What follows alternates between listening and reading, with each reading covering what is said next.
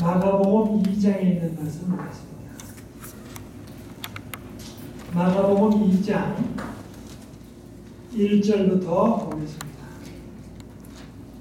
수일 후에 예수께서 다시 가버나움에 들어가시니 집에 계신 소문이 들린지라.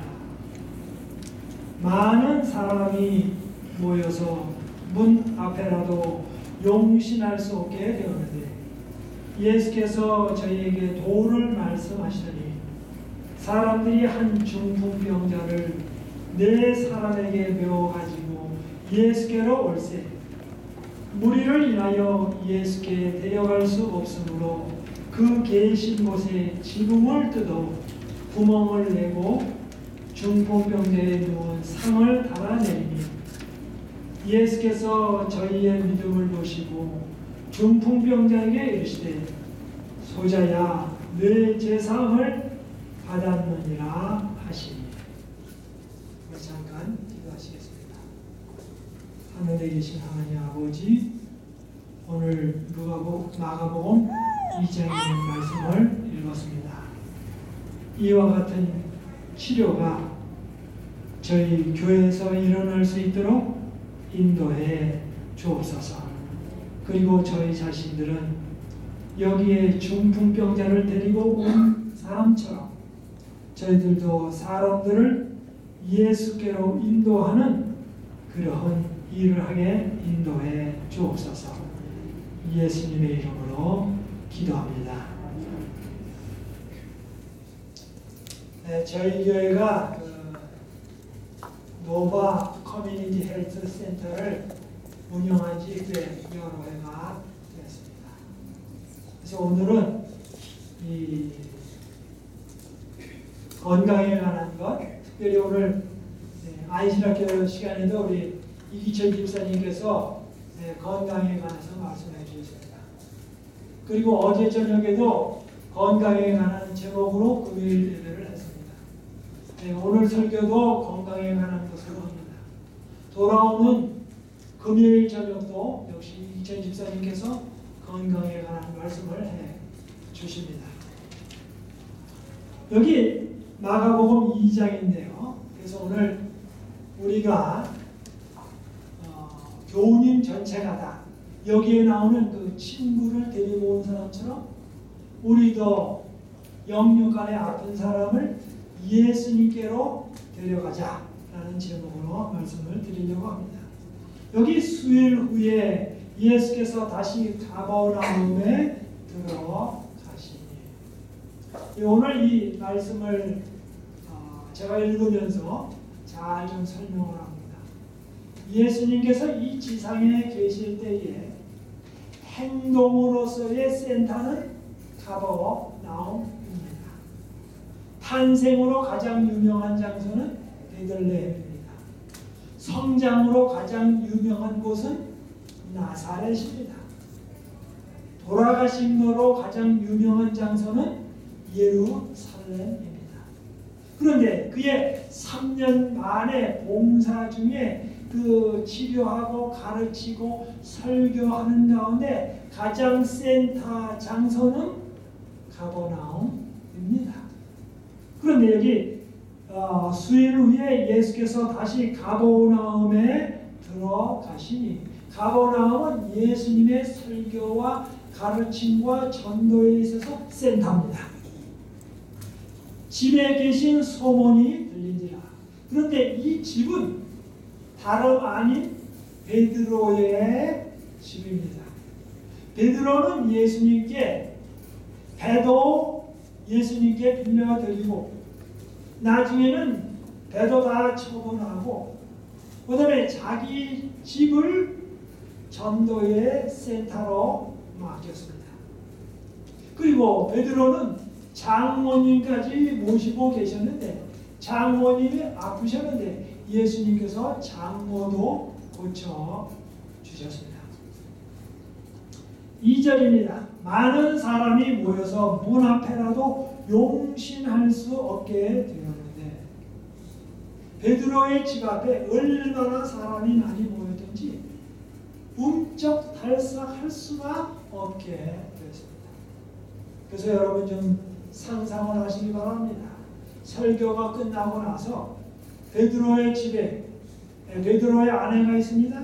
또 장모님이 계십니다. 그런데 12 제자가 있습니다.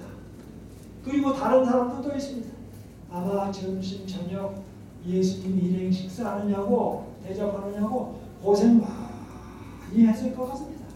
그런데 이 성경을 읽어볼 때 베드로의 아내가 그것 때문에 뭐라고 한 적이 없습니다. 참으로 훌륭한 가족 같습니다. 근데 여기 이렇게 말합니다. 사람들이 한 중풍병자를 4사람에게 메워가지고 예수께로 올세. 한 중풍병자입니다. 그런데 중풍병자 얘기가 나올 때에 예수님께서는 얼마 전에 38년 된 중풍병자를 고치셨습니다.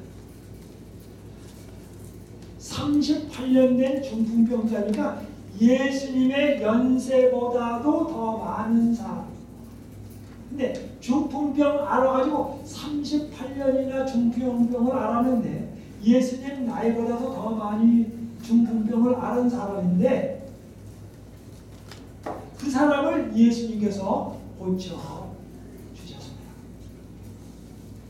이스라엘 민족은 광야에서 38년간 방황을 했습니다. 그런데 여기 이 사람은 예루살렘에서 고침을 받은 사람은 38년 동안 중풍 걸린 사람입니다. 그런데 이 이야기를 가버나움에 있는 중풍병자가 들었습니다. 그러니까 뭡니까? 믿음이 생겼습니다. 그리고 이 중풍병자의 친구들도 이 얘기를 중풍병자에게 해 주었습니다. 그래서 중풍병자가 용기를 갖게 했습니다. 사랑하시는 성도님 여러분, 우리가 어떤 좋은 소식이 있으면 그것을 가족과 이웃과 친척에게 전해야 합니다. 마치 여기 가버나움에 나오는 중풍병자의 친구처럼. 그런데 그 이야기를 할 뿐만 아니라 한 중풍병자를 4사람에게 메워가지고 예수께로 올세. 이 중풍병자의 친구는 이 사람에게 얘기를 하고 그 중풍병자를 데리고 어디로 오냐면 예수께로 옵니다. 오늘 우리는 우리 주위에 아픈 사람이 있을 때 우리 교회는 매달 한 번씩 헬스페어를 해야 한다. 그러니까 뭐합니까? 그런 사람을 교회로 데리고 오는 것입니다. 그 다음에 누구를 만나게 합니까? 첫 번째로는 우리 교우님들을 만나고 의사분을 만나고 의료진을 만나게 합니다. 그 다음에 어떻게 됩니까? 육체적으로 치유받게 해줍니다. 건강한 음식을 먹도록 가르쳐줍니다. 운동을 하도록 가르쳐줍니다. 스트레스로 해서 해방되는 법을 가르쳐줍니다. 소셜을 잘하는 방법을 가르쳐줍니다. 뿐만 아니라 뭐 하렵니까? 예수님을 만나서 죄의 용서함을 받고 영원한 생명을 얻도록 뭐 했습니까? 우리는 도와주어야 합니다. 그러면 노바 교회는 가버나움에 있는 베드로의 집처럼 가버나움에 있는 바로 구원의 장소, 치유의 장소가 되는 것입니다. 오늘날 우리가 가버나움에 가보지 못했다 할지라도 우리 교회에서 영혼들을 인도하여 육체적인 질병을 고침받게 하고 예수님을 만나게 하고 그래서 하늘나라 가게 한다고 하면 이곳은 역사적으로 영원히 남을 노바 교회가 됩니다. 영적인 가버나움이 됩니다. 우리는 영적으로 이 중풍병자의 친구가 되는 것입니다. 그런 특권을 우리는 가지고 있습니다. 여기 한 중풍병자를 4사람에게 메워가지고 예수께로 올세. 그래서 이 중풍병자를 데리고 오는 가장 중요한 목적은 예수께로 인도하는 것입니다. 그래서 뭡니까? 우리가 의사를 만나고 의료진을 만나고 그래서 건강해지고 맨 나중에 건강의 근원 대신 의원 중에 의원 대신 예수님을 만나게 하는 것입니다. 그래서 예수님께로부터 죄사함을 받고 질병의 근원이 깨끗하게 낫게 되고 영원히 살도록 만들어 주는 것입니다. 그러면 우리는 이 지위에 있는 사람들에게 가장 큰 선물, 기여를 하는 사람들이 되는 것입니다. 4절입니다. 무리를 인하여 예수께 데려갈 수 없으므로. 근데 이 마가복음의 무리는 늘 예수님께 나아가는데 장애가 되는 요소입니다. 그리고 마가복음 극장에 가다 보면 이 무리는 예수님을 십자가에 못 박으라고 외치는 무리로 바뀝니다. 그래서 하나님의 좋은 일이 일어나는 곳에는 늘 언제든지 방해물이 있습니다. 그런데 방해물이 무서워서 뭘 못하면 아무 일도 할 수 없습니다. 방해물이 있음에도 불구하고 과감하게 전진하는 일이 필요합니다. 우리가 이 일을 할 때 때로는 재정이 없다. 때로는 몸이 피곤하다. 다양한 이유를 들 수 있습니다. 그러나 그런 걸 바라보지 말고 우리 교회가 뭐예요? 이러한 사업을 시작했으니 어떻게 합니까? 주님 오실 때까지 뭡니까? 과감하게 밀고 나아가는 것입니다. 그러면 주님께서 오실 때에 착하고 충성된 종이라는 말씀을 하실 것입니다. 무리를 인하여 예수께 데려갈 수 없으므로 거기서 끝난 것이 아닙니다. 그 계신 곳에 지붕을 뜯어. 이 현대의 지붕은 세멘트로 됐지만 가버나움의 그때 당시의 지붕은 흙과 지푸라기나 그런 것으로 엮어서 만들어 놓은 겁니다. 그 다음에 이제 이렇게 지붕으로 올라가는 옆에 계단이 있습니다. 그런데 네 사람이 환자를 메워가지고 지붕으로 올라갑니다. 그리고서는 거기다가 뭡니까? 구멍을 뚫습니다. 누구네 집입니까? 베드로의 집을 구멍으로 뚫는 것입니다. 베드로는 예수님을 모시고 다른 제자를 모시고 예수님 따라가기 때문에 베드로의 아내가 뭐해요? 계속해서 장모님하고 베드로의 일행을 식사를 해주어야 할 뿐만 아니라 빨래도 많이 했을 것입니다. 세탁기도 없는데 그 다음에 어느 날은 뭐예요? 예수님 설교하는데 그만 자기 집에 구멍이 뚫렸습니다.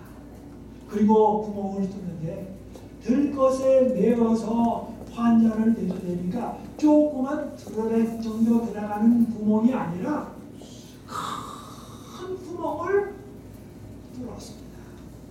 어떻게 보면 경제적으로도 손해가 막심했습니다. 그러나 베드로는 뭡니까? 예수님을 위해서 그런 일이라면 환자가 낫는다면 좋다. 그리고 뭐예요? 환자가 예수 믿어서 영생을 얻는다면 좋다. 그런 거 개치 않았습니다. 베드로의 희생이 대단합니다. 중풍병자의 누운 상을 달아내리니라. 5절입니다. 예수께서 저희의 믿음을 보시고, 그런데 이 말을 읽을 때 저희의 믿음 하지 않고 뭡니까? 저희의 믿음을 보시고. 누구의 믿음입니까? 중풍병자의 믿음과 네 사람의 믿음. 얼마나 멋진 장면입니까? 예수님은 아버지를 믿으셨습니다. 예수님의 제자들은 예수님을 믿었습니다. 중풍병자는 예수님을 믿었습니다. 여기에 내 친구도 예수님을 믿었습니다. 합심했습니다. 믿었습니다. 그래서 예수께서 저희의 믿음을 보시고 중풍병자에게 이르시되, 제가 다른 클리얼 모드라는 바이블을 읽어봤더니 아침에 읽어봤더니 그렇게 예수님께서 이들의 믿음을 보시고 아주 기이 여기셨다, 놀라셨다. 와, 대단한 믿음입니다. 이렇게 말씀하십니다. 중풍병자에게 이르시되 소자야. 어떤 말로 말하면 아들아.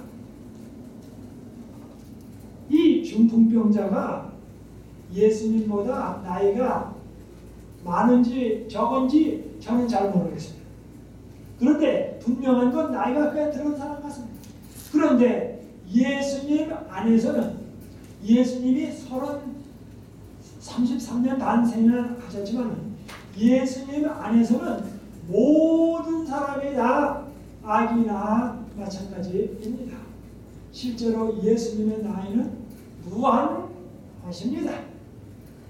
그래서 이렇게 말씀하십니다. 소자야 내 제사함을 받았느니라 하시니 시대의 성경을 읽어보니까 이 중풍병자는 예수님께 나올 때에 육체적인 질병 치유받는 것은 아예 기대도 안 했다라고. 오늘날 우리가 생각하는 거하고 정반대입니다. 그런데 이 중풍병자가 다시 여러 번 제사장이나 이런 사람들한테 갔는데 그 사람들이 뭐라고 말하냐면 시대의 성경을 보면 당신의 죄는 당신이 나쁜 짓 해서 죄에 걸려서 하나님께서 벌하신 벌이니 하나님이 당신의 죄를 용서해 주기까지는 당신의 질병은 나을 수가 없다.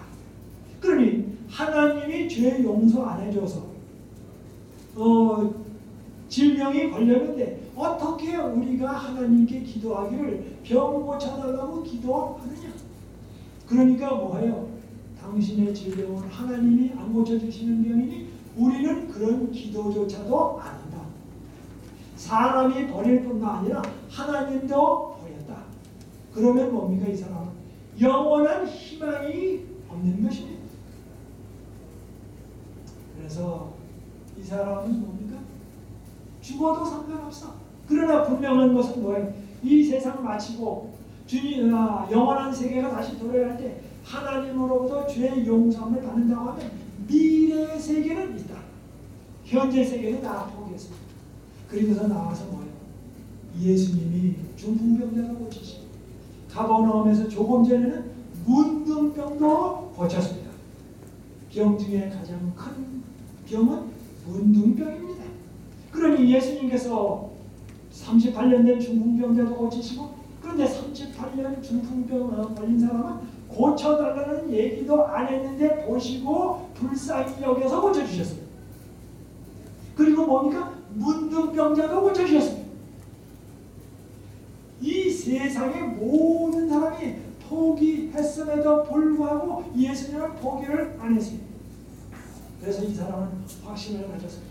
그리고 예수님께 간구했습니다. 예수님, 저를 고쳐주십시오.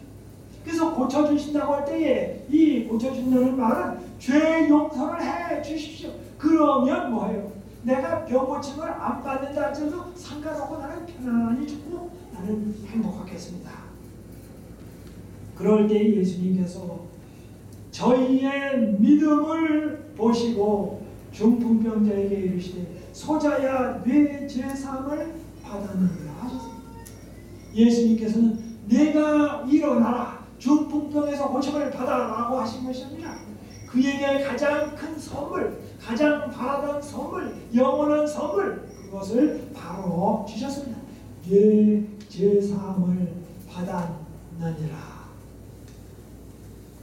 예수님께로부터 죄 용서함을 받으면 이제 영원히 출세한 것입니다. 영원히 성공한 것입니다. 모든 문제는 해결된 것입니다. 6절입니다. 어떤 서기관들이 신학자들이 거기 앉아서 마음에 의논하기를 이 사람이 어찌 이렇게 말하는가. 그런데 예수님께서는 그들이 마음속에 생각하는 것조차도 읽고 계셨습니다.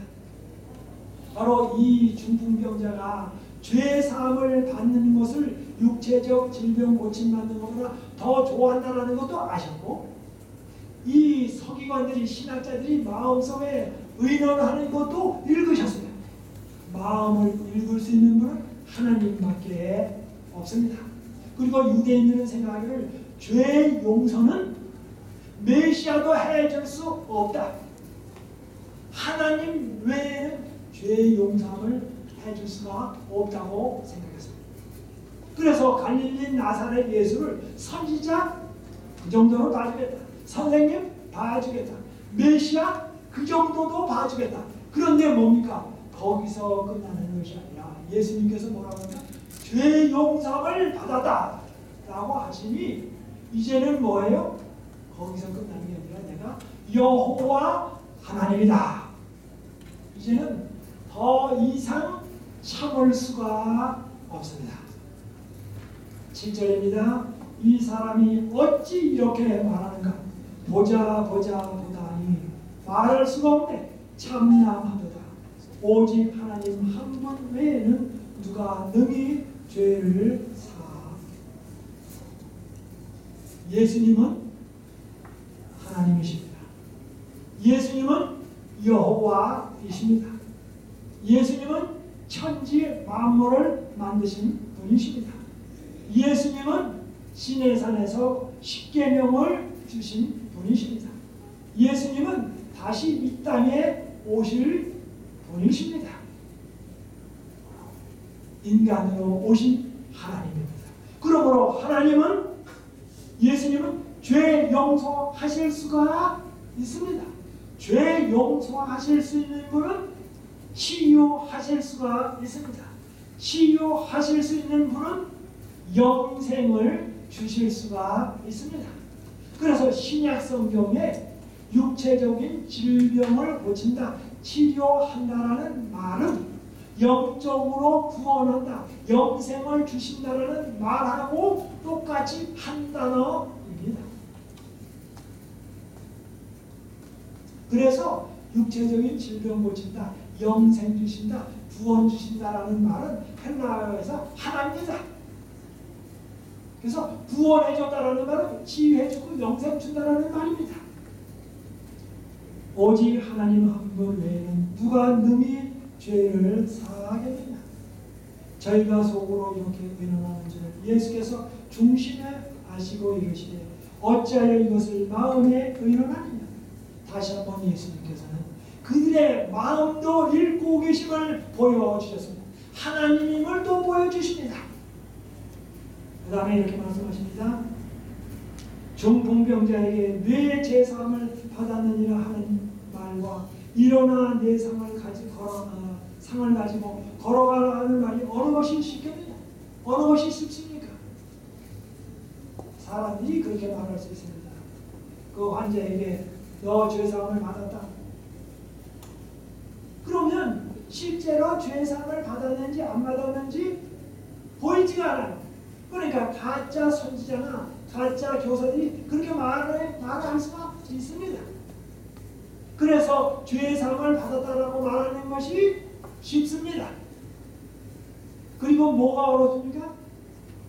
일어나서 걸어가라고 하는 말이 더 어렵습니다.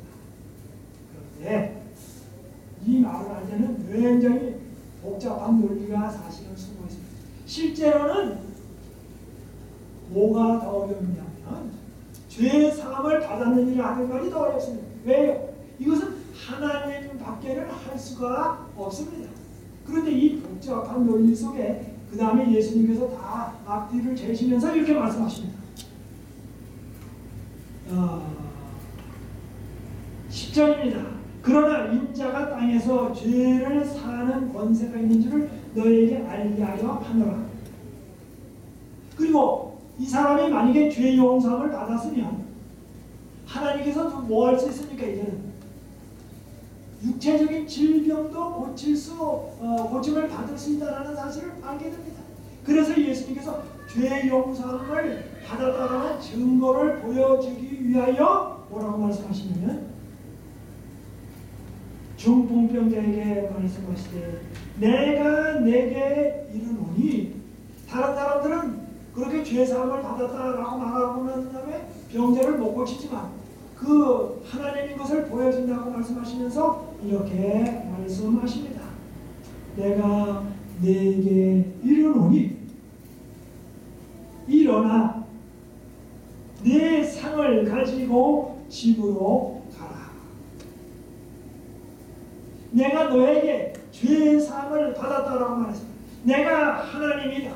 인간으로 온 하나님인데 너의 죄를 다 용서해줬고 뿐만 아니라 뭐해요? 이제는 그 증거로서 일어나 걸어라.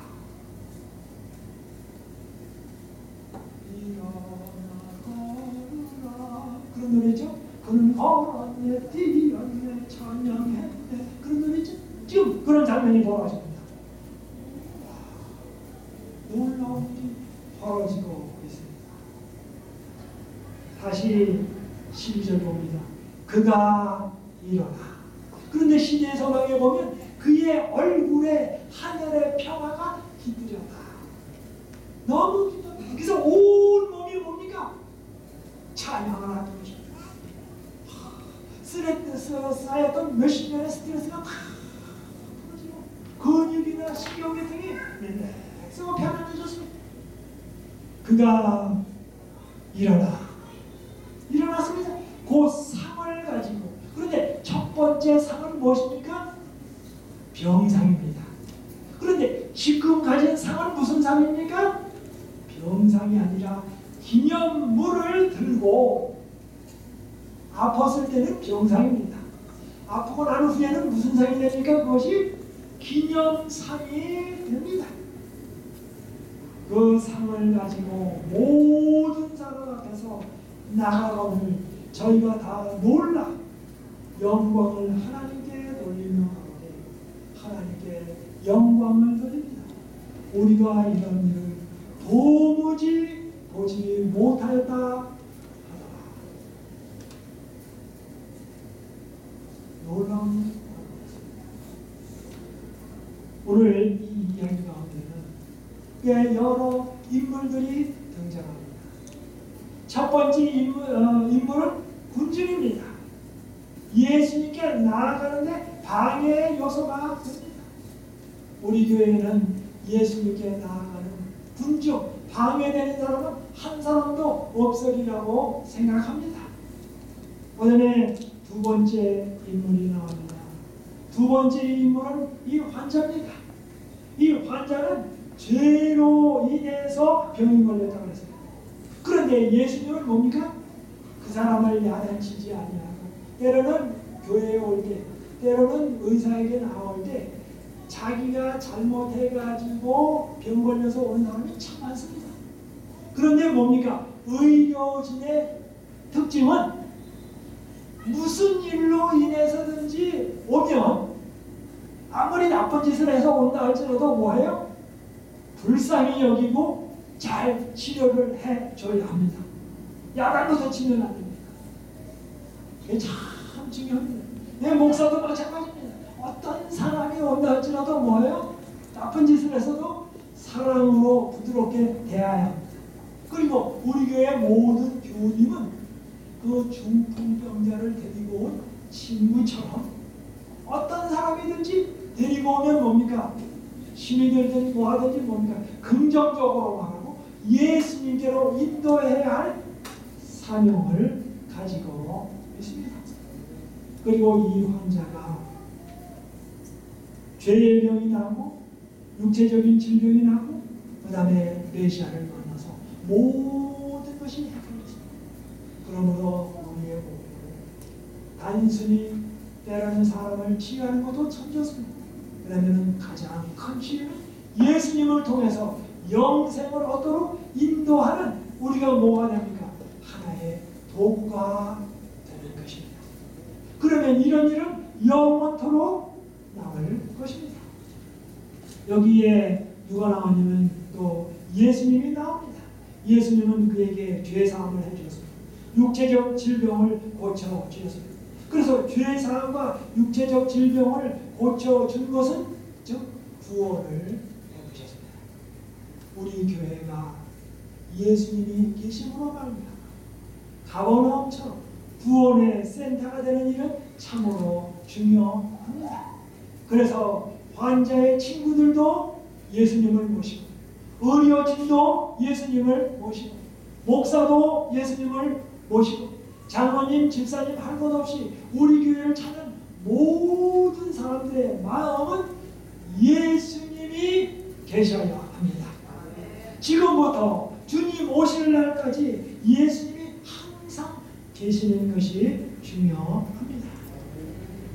그 다음에 이 집은 여러분에게 말씀드린 대로 베드로의 집과 마찬가지입니다. 그래서 때로는 예수님을 모실 때에 환자들을 주님께로 데리고 올 때에 베드로의 집이 망가진 것처럼 때로는 우리가 경제적인 손실이나 때로는 힘들고 다양한 어려움이 있다 할지라도 베드로처럼 예수님이 쓰시게 그리고 뭡니까? 주님께 영광만 된다고 하면 그것으로 족하게 여기는 그런 일들이 필요합니다. 정말 여기에 나온 친구들은 참으로 놀라운 친구들이었습니다. 그 예수님께서 예루살렘에서 38년 된 중풍병자가 고침을 받았을 때 그 이야기를 해줬습니다. 근데 선전 중에 가장 큰 좋은 선전은 신문이나 라디오나 텔레비나 인터넷이 아닙니다. 가장 효과가 있는 선전은 입에서 입으로 하는 그 선전은 굉장합니다. 그러므로 우리는 이웃에게 예수님을 소개하는 일이 필요합니다.